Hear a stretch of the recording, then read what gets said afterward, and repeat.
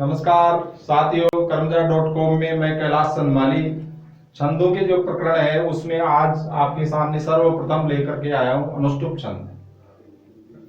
अनुष्टुप जो छंद है वो सबसे ज्यादा प्रचलित छंद है।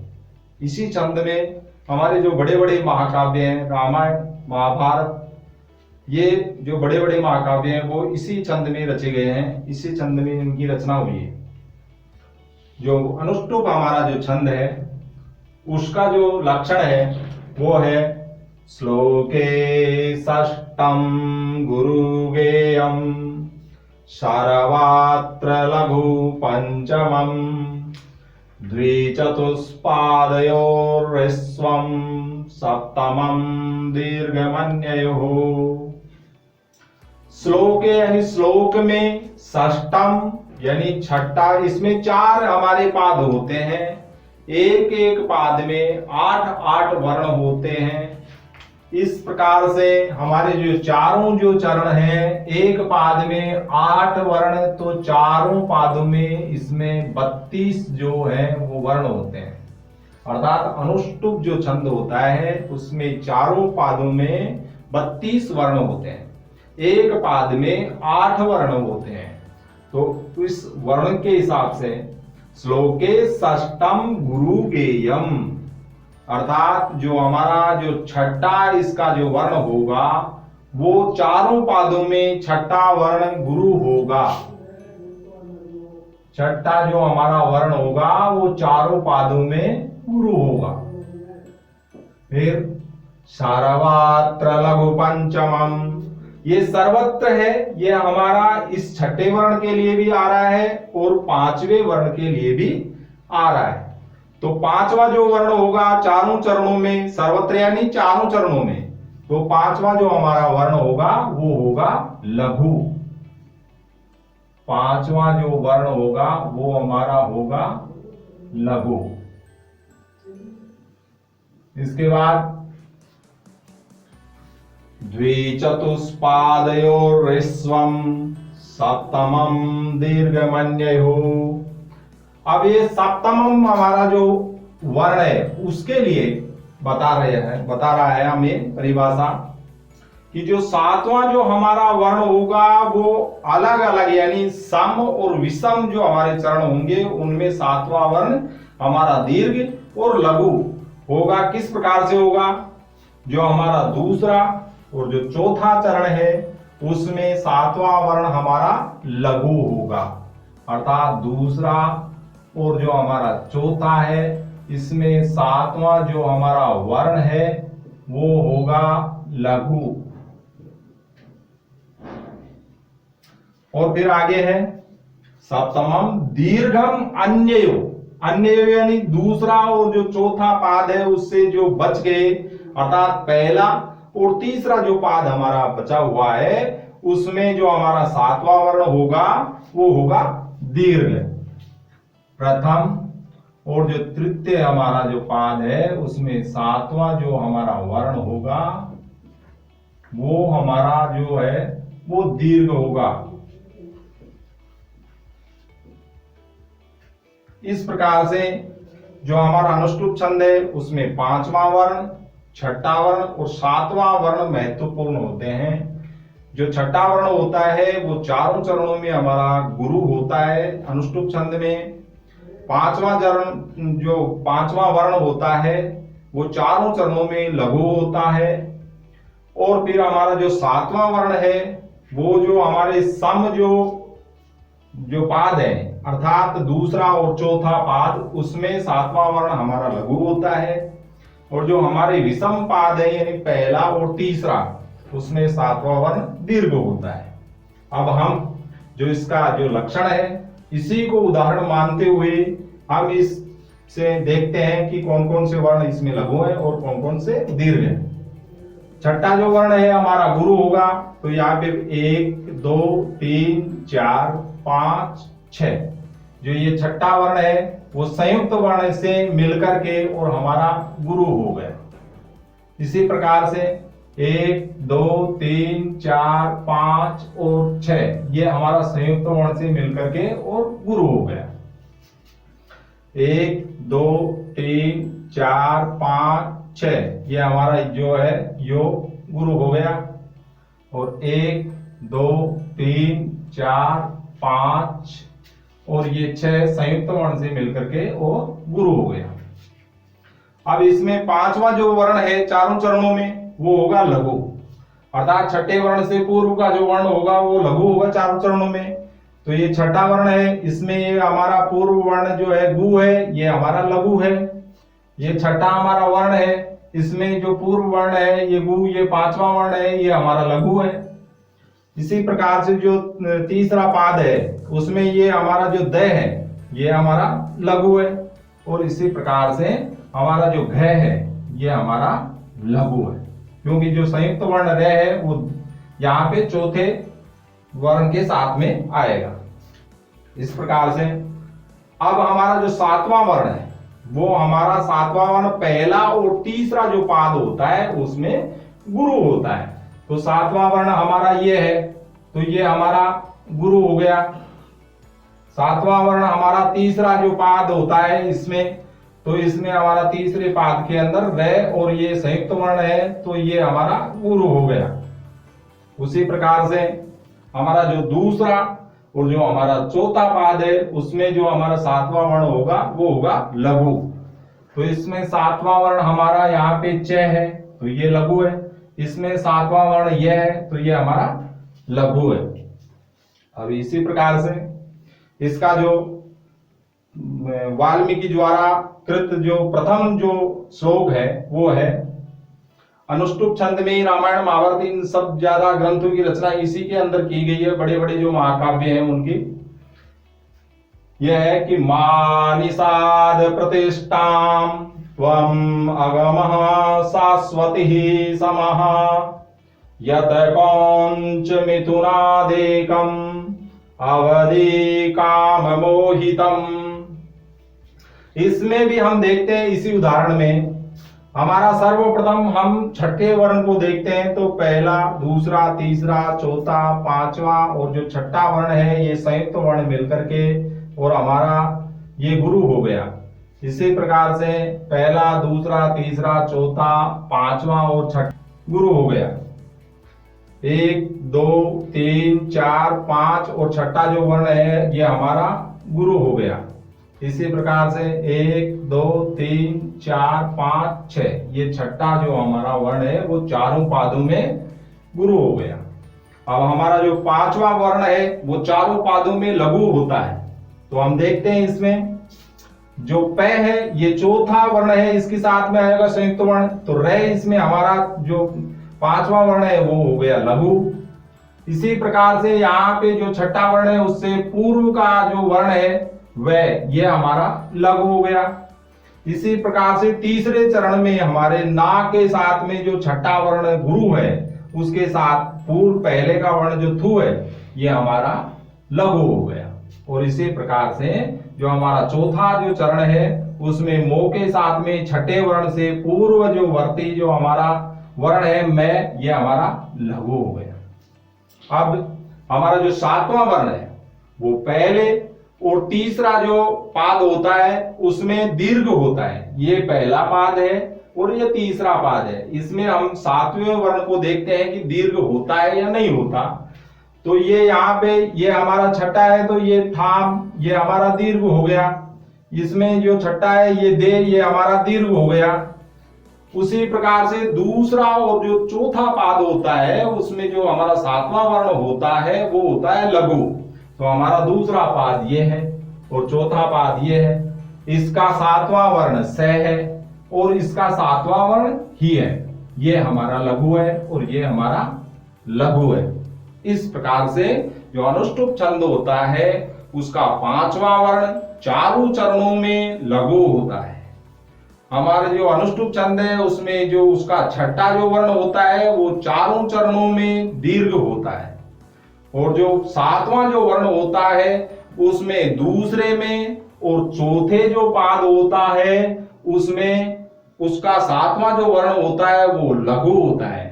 और पहला और जो तीसरा पाद होता है उसमें सातवां जो वर्ण होता है वो दीर्घ होता है। इस प्रकार से अनुष्टुप छंद की परिभाषा है। हरणी छंद है। हरणी जो छंद होता है उसका लक्षण है रसयुगहयं न्यसौम्रौ श्लौगो यदा हरिणी तदा। रसयुगहयं न्यसौम्रौ श्लौगो यदा हरिणी तदा। सबसे पहले हम इसके देखते हैं कि गण कौन कौन से होते हैं।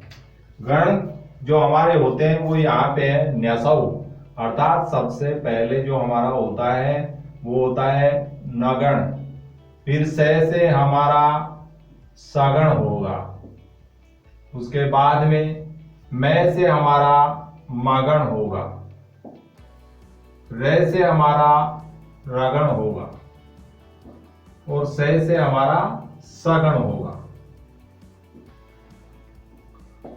और लो गो अर्थात लघु और गुरु। इस प्रकार से इसमें हमारे 5 तो इसमें गण हो गए और अंत में लघु और गुरु होता है। एक हमारा जो गण होता है इसमें 3 वर्ण होते हैं, 5 हमारे जो गण हुए उसमें 15 वर्ण हुए और लघु और गुरु।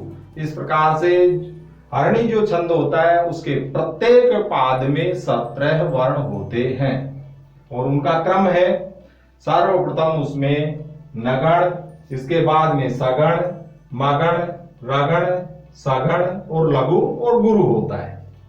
अब इसी प्रकार से इसमें यति किस किस जगह लगती है उसके लिए हमारे पास में सर्वप्रथम आया है रस युग हयम, अर्थात इस जो हरणी छंद होता है इसमें 3 जगह यति होती है। सर्वप्रथम रस, लौकिक संसार में रस से हम तात्पर्य या रस से जो संख्या का बोध हमें होता है वो संख्या का बोध होता है 6, अर्थात 6 रस होते हैं, तो 6 वर्ण के बाद में यति होगी। तो रस से हमारा जो 6 वर्णों के बाद में यति होगी। उसके बाद में है युग। युग हमारे 4 माने जाते हैं और इसका यानी रस के उपरांत जो युग है यानी 4 वर्णों के बाद में यति होगी। तो युग से हमारा जो 4 का बोध होता है और उसके आगे है हयम, अर्थात घोड़े, अश्व। जैसे आप शार्दूल अभिक्रीडितम है सूर्याश्वई, तो सूर्य और अश्वई यहाँ पे वहां पे भी 7 वर्ण का बोध होता है, तो यहाँ पे हयम, यहाँ पे 7 वर्ण का बोध होता है हयम से। तो हयम से 7 वर्ण का बोध होता है, तो यानी 7 का। इस प्रकार से यति जो होगी सर्वप्रथम 6 वर्णों के बाद में, इसके बाद में 4 वर्णों के बाद में और इसके बाद में 7 वर्णों के बाद में। अब आप अभी हमने देखा है कि प्रत्येक चरण में 17 वर्ण होते हैं, क्योंकि 5 गण और लघु और गुरु 17 वर्ण हो गए। इसी प्रकार से 6, 4, 10 और 7 17 वर्ण हो गए, यानी प्रत्येक चरण में 17 वर्ण होते हैं। 6 पर, 4 पर और 7 पर यति का प्रयोग होता है। अब जैसे इसका उदाहरण है नैसमरसनः काले भोगा चलं धनयौवनं कुरुत्सुकृतं यावन्नेयं तनु प्रविशीर्यते किमपि कलनः कालस्येयं प्रधावति सत्वरः तरुणहरिणी मंत्रास्ते प्लव प्रविसारिणी। अब इस प्रकार से जहां पे इसमें यति का जो है 1, 2, 3, 4, 5, 6 वर्णों के बाद में यति है। उसके बाद में 1 2 3 4, 4 वर्णों के बाद में यति है, और इसके बाद में 1 2 3 4 5 6 और 7, 7 वर्णों के बाद में यति है। अब हम देखते हैं कि इसमें जो हमारे गण है वो सबसे पहले नगण जो है, नगण में हमारे जो तीनों के तीनों वर्ण होते हैं वो लघु होते हैं। तो ये हमारा न है वो लघु है, स हमारा लघु है, मैं हमारा लघु है, तो ये हमारा नगण हो गया। उसके बाद में हमारा सगण आया। सगण में जो है वो अंत जो वाला अक्षर होता है वो होता है गुरु। तो इस प्रकार से ये हमारा रे लघु, स हमारा जो है लघु, और ना जो हमारा है दीर्घ यानी गुरु। तो ये हमारा हो गया सगण। अब उसी प्रकार से मगण जो है, मगण में हमारे तीनों के तीनों वर्ण जो होते हैं वो होते हैं गुरु। तो का ये हमारा गुरु, ले गुरु और भो ये गुरु, तो ये हमारा मगण हो गया। उसके बाद में रगण होगा। रगण में जो हमारा ये गा है, संयुक्त अक्षर स है, तो ये हमारा गुरु हो गया। च है ये हमारा लघु हो गया, और ले और मैं ये हमारा गुरु हो गया। तो इस प्रकार से ये हमारा हो गया रगण। अब हमारा सगण है।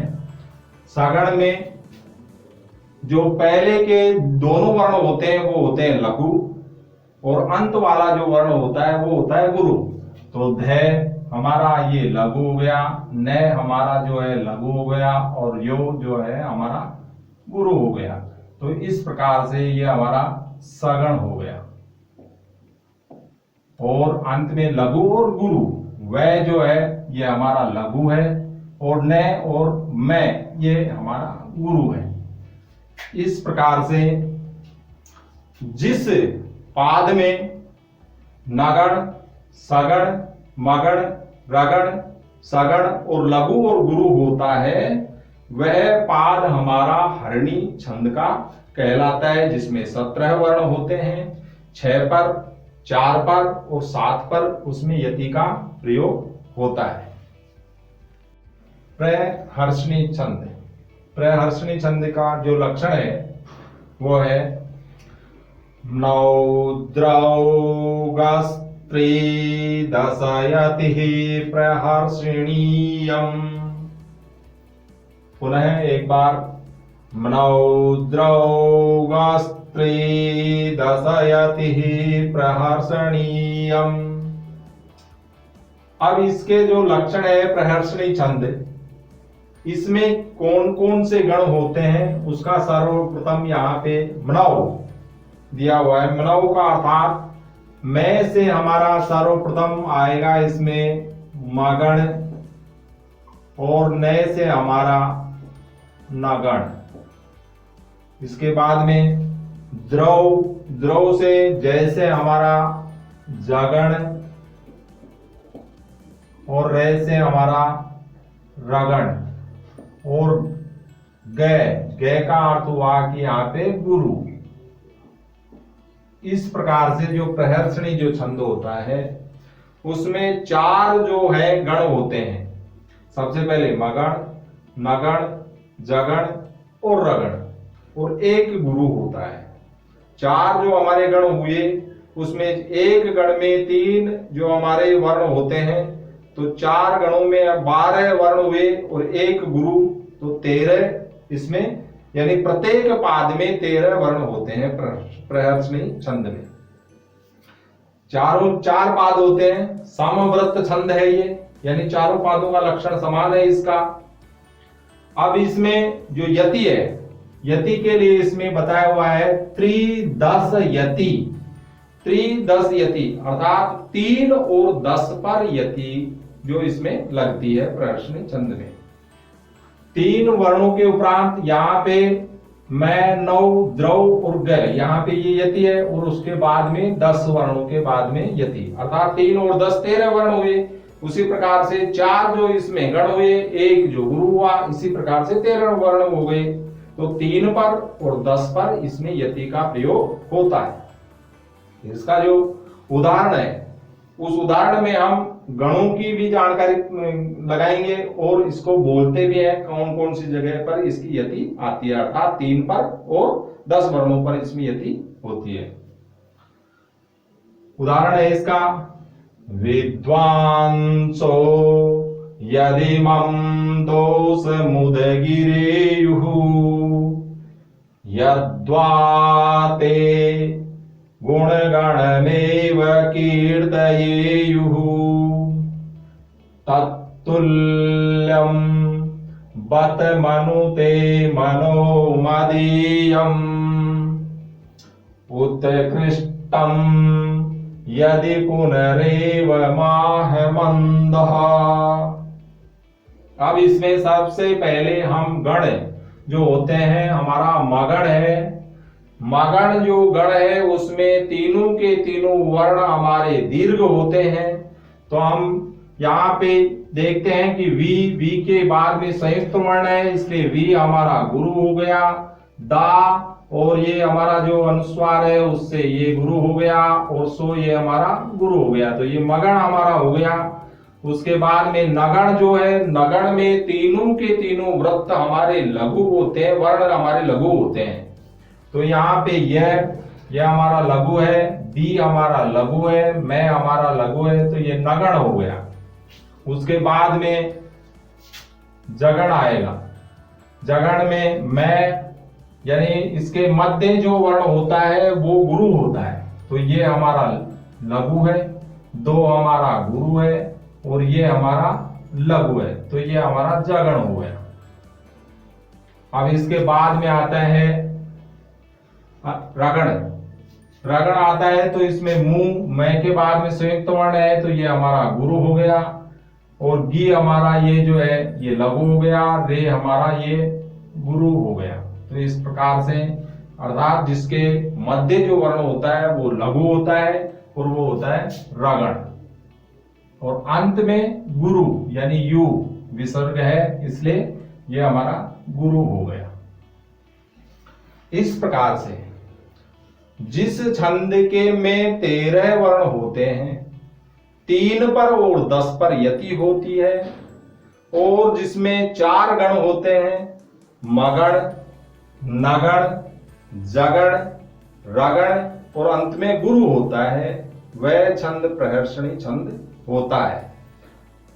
और इसमें 3 वर्णों के बाद में और 13 वर्णों के बाद में प्रत्येक चरण में यति होती है। समवृत्त छंद है ये।